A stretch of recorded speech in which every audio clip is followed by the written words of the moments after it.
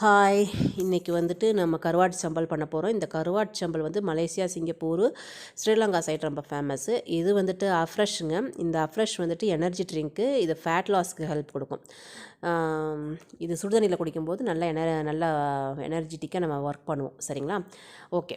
இப்போ வந்து நான் கருவாடை கழுவிட்டு வந்தாச்சு. இது வத்தல் வந்துட்டு ஊறி வச்சு சுடுதண்ணி ஆறி போச்சு. அதை எடுத்து நம்ம பேஸ்ட்டாக அரைக்க போகிறோம். அதோட ஜாரில் வந்து வத்தலை சேர்த்தாச்சு. ஒரு கைப்பிடி வெங்காயம், ஒரு கோழிக்கூண்டு சைஸு புளி, 2 தக்காளி, அதோட இஞ்சி பூண்டு பேஸ்ட்டும் நம்ம சேர்த்து நம்ம பைன் பேஸ்ட்டாக அரைச்சிட்டு வந்துடலாம். சரிங்களா? இந்த அளவுக்கு அரைச்சிட்டு வந்தால் போதும். இப்போ வந்து நம்ம வந்துட்டு ஒரு பாத்திரத்தில் வந்து எண்ணெயை ஊற்றி, இது நல்லெண்ணெய் சேர்த்துருக்கேங்க. உங்களுக்கு எப்படி எண்ணெய் எந்த மாதிரி எண்ணெய் சேர்ப்பீங்களோ சேர்த்துக்கோங்க. ஓகேங்களா? அதில் கருவாடை நம்ம ஃபஸ்ட்டு வந்து வறுத்து எடுத்துடலாம். வறுத்து எடுத்ததுக்கப்புறம் அதே எண்ணெயில் தாளித்து விட்டுருங்க.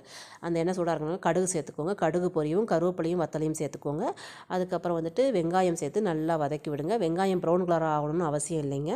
அந்த அளவுக்கு வதக்கினதுக்கப்புறம் ஒரு தக்காளி, இன்னொரு தக்காளி, அதாவது 3 தக்காளியில் 2 தக்காளி அரைச்சாச்சு. ஒரு தக்காளியை வந்து நம்ம வந்து போட்டு வதக்க போகிறோம். வதக்கினதுக்கப்புறம் அதோட வந்து நம்ம அரைச்சிட்டு வந்த மசாலா பேஸ்ட்டு தான் ஊற்ற போகிறோம். இதுக்கப்புறம் எந்த மசாலாவும் தேவையில்லை. உங்களுக்கு காரம் பத்தலைனா மட்டும் மிளகாப்பொடி சேர்த்துக்கோங்க.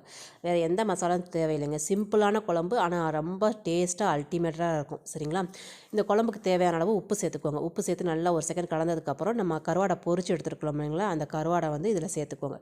சேர்த்ததுக்கப்புறம் தேவையான அளவு தண்ணி ஊற்றிக்கோங்க. தண்ணி ஊற்றி நல்லா ஒரு 10 நிமிஷம் மூடி போட்டு நல்லா கொதிக்க விடுங்க. நல்லா கொதித்து அந்த எண்ணெய் மசாலா எல்லாமே பிரிஞ்சு அப்படியே தகன்னு இருக்கையில் நான் இதுக்கு வந்து காம்பினேஷனாக முட்டை எடுத்திருக்கேன். உங்களுக்கு விருப்பம் இல்லைன்னா சிக்கன் 65, சிக்கன் மசாலா இதை மாதிரி பண்ணி நீங்கள் சாப்பிட்லாம். ஓகேங்களா? இந்த மாதிரி குழம்பு பண்ணியில் கண்டிப்பாக சாப்பாடு கொஞ்சம் எக்ஸ்ட்ரா வச்சுக்கோங்க.